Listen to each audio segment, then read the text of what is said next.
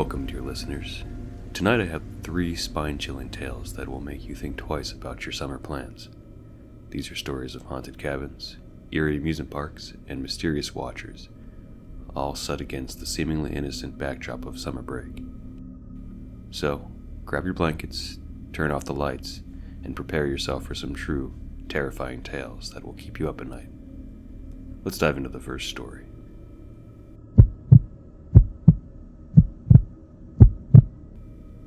It was the summer after my senior year of high school, and my friends and I decided to spend a week at a remote cabin in the woods.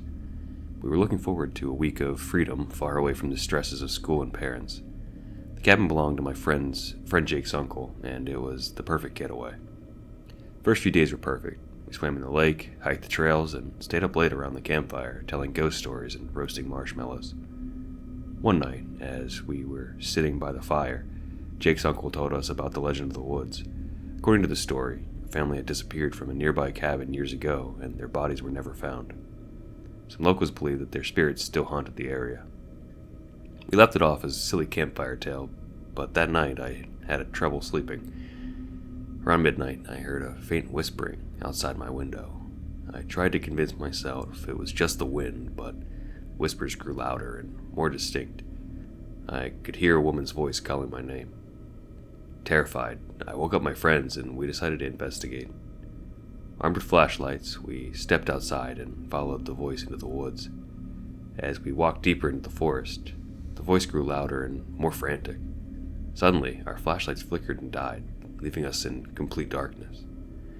We stumbled through the woods, trying to find our way back to the cabin. That's when we saw her, a pale, ghostly figure standing amongst the trees.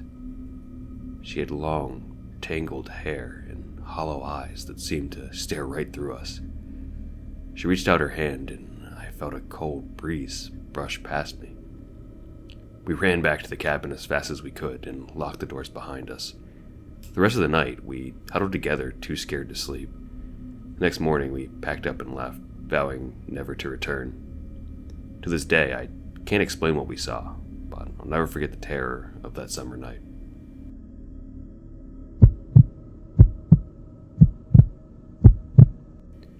One summer, my family decided to take a road trip across the country. We stopped at various tourist attractions along the way, but the highlight of our trip was an old, abandoned amusement park we stumbled upon by accident. The park had been closed for years, but the gates were unlocked and we couldn't resist exploring. The rides were rusted and overgrown with weeds, and the once colorful signs were faded and cracked. It was eerie, but fascinating at the same time. As we wandered through the park, we came across an old fun house. The entrance was covered in vines, and the door creaked loudly as we pushed it open.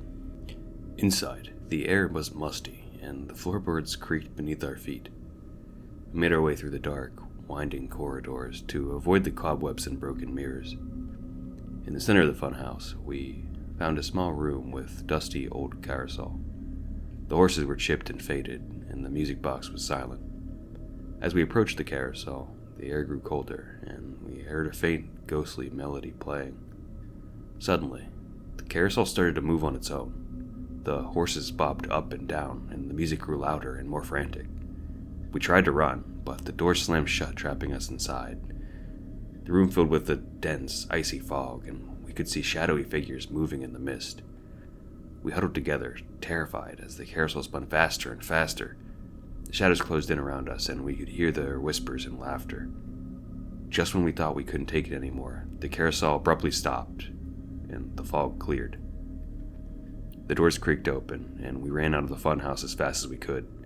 We didn't stop until we were back in our car, speeding away from the abandoned park. To this day, my family refuses to talk about what happened, but I'll never forget the haunted melody of that old carousel.